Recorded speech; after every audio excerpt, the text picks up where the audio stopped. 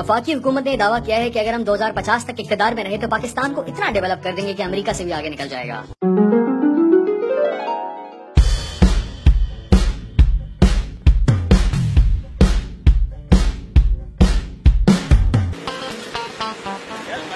ये बिस्मिल्लाह बिरयानी वाले का ठेला लगता था यहाँ पे, कुछ पता है किधर गया?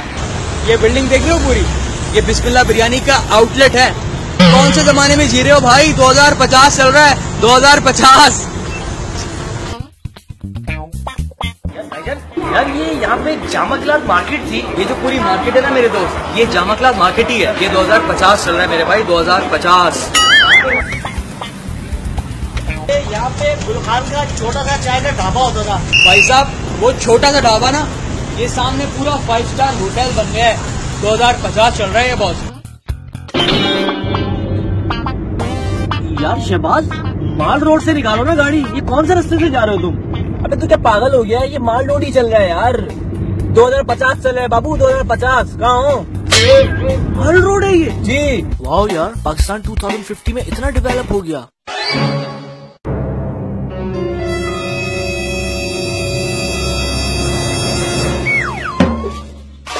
यार भाई साहब, यार ये क्या हुआ? सारी लाइट वाइट बंद हो गई। अरे भाई का शहर में नए आए हो, लोड शेडिंग का टाइम है ये। Load shedding? मगर ये तो 2050 चल रहा है भाई। 2050 चल रहा है तो क्या हो गया बाबू, मगर है तो पाकिस्तान।